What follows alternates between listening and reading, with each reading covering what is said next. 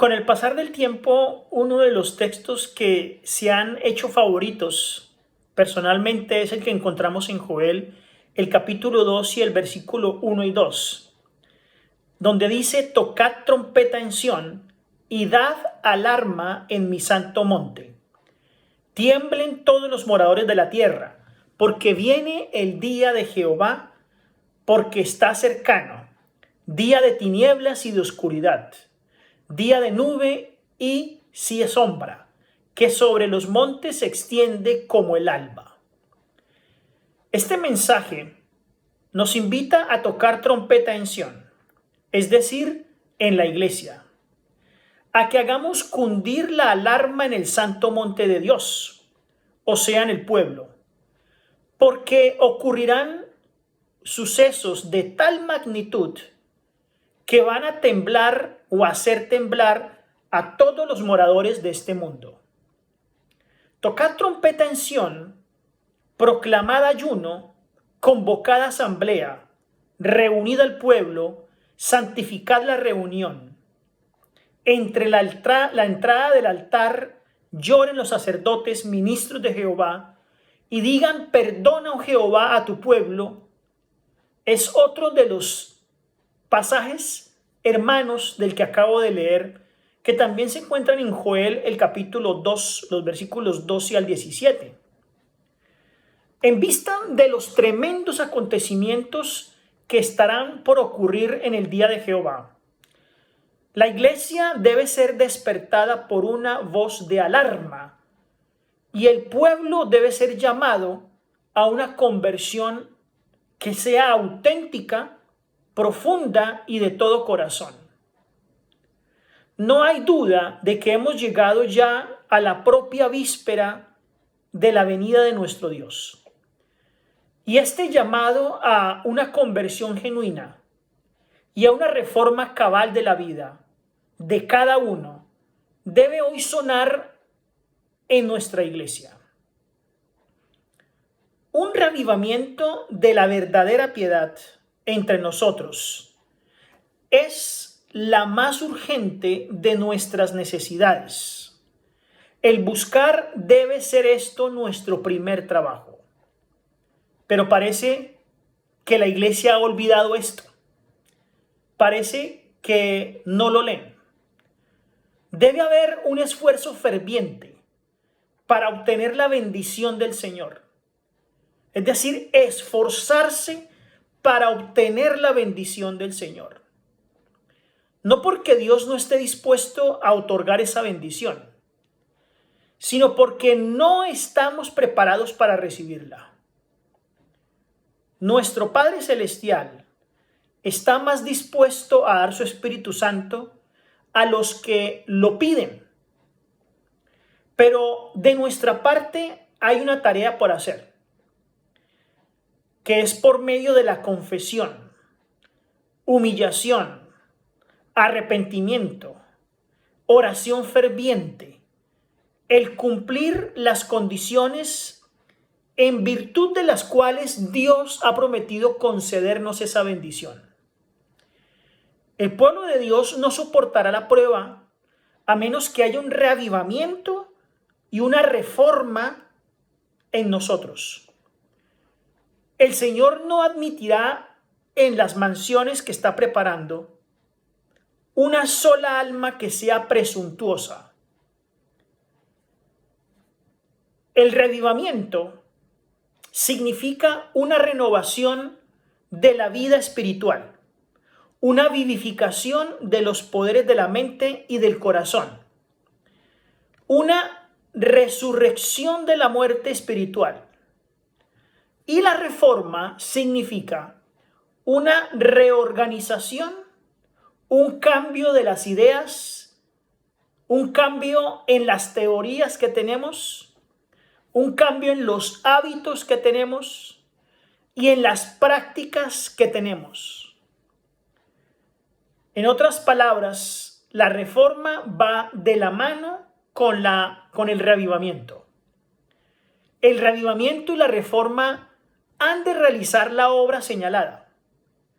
Y al hacer esta obra, ambos entonces deben combinarse. Antes que los juicios de Dios caigan sobre la tierra, dice el conflicto de los siglos, la página 517, habrá entre el pueblo del Señor un avivamiento de la primera piedad o de la piedad primitiva. En toda la historia de la iglesia, ninguna reforma ha sido llevada a cabo sin encontrar serios obstáculos. Y donde quiera, por ejemplo, que el apóstol Pablo fundaba una iglesia, inmediatamente salían algunos que profesaban aceptar la fe, pero que introducían herejías que a veces eran recibidas, pero no en su totalidad. Si no hubiese sido así, se habría desaparecido completamente el amor por la verdad, según el conflicto de los siglos, la página 447. Satanás intentó lo que ya había intentado en otros movimientos de la Reforma, es decir, engañar y perjudicar al pueblo, dándole una falsificación en lugar de la obra verdadera. Satanás se ha caracterizado por falsificar siempre lo que Dios ha hecho. Y Satanás sabe que el pueblo adventista necesita una reforma y un reavivamiento urgente. Y para ello ha creado una falsa reforma que hasta sale de la iglesia y la critica, y un falso reavivamiento donde no hay una entrega y una conversión. Porque el resultado o el verdadero resultado es la inmediata predicación del evangelio. Satanás trata de desorganizar el movimiento adventista y de confundir a los hijos de Dios. Un rasgo muy común en los falsos movimientos de reforma es el espíritu de la discordia, de revolución, de crítica, de destrucción. Y este espíritu no es la verdadera reforma. Lo primero que hace una reforma verdadera es eliminar la discordia, la crítica, el espíritu de revolución de entre los que son afectados por ella. Así entonces, cuando quiera que aún así el llamado movimiento de reforma del cual se esté hablando suscite un espíritu de crítica destructiva contra los dirigentes de la obra y contra la organización de la iglesia, y que hacen cundir el espíritu de discordia y de revolución, es una prueba fehaciente que sin el mayor análisis Satanás está encabezándola y que trata una falsificación de la verdadera reforma que debe tener el pueblo de Dios. Nos dice el conflicto de los siglos, la página 449, despierte el pueblo de Dios de su somnolencia y emprenda seriamente una obra de arrepentimiento y de reforma. Escudriñe las escrituras para aprender la verdad tal cual es en Jesús. Conságrese por completo a Dios. Y dos palabras importantes: manténgase activo y vigilante. ¿Son esas nuestras características como pueblo de Dios hoy? Satanás empuja a las personas a llevar un celo exagerado, desequilibrado y no santificado, y a un fanatismo de toda clase. Satanás induce a agentes a llevar a cabo un fanatismo extremo. Tengamos cuidado de estas cosas. El que haya reavivamientos verdaderos implica necesariamente que hay reavivamientos falsos. Todo lo que sea reavivamiento que desprecie al pueblo de Dios y a la verdad es un reavivamiento espurio. No demostremos el mismo desprecio que los fariseos cuando dijeron: este a pecadores recibe. Uno de los métodos de los cuales Satanás utiliza para entrampar a las almas incautas es la proclamación de una nueva luz. Pero esa nueva luz siempre debe ser tratada de acuerdo con la luz que el Señor ha dejado desde un principio. Y esa luz debe tener como característica fundamental el estar de acuerdo 100% con la palabra de Dios, que no contradiga ninguna de las verdades básicas establecidas como pilares inconmovibles en la organización del pueblo de Dios. Y aquellos que hagan esta reforma no deben mostrar esa infatuación de que son superiores a sus hermanos.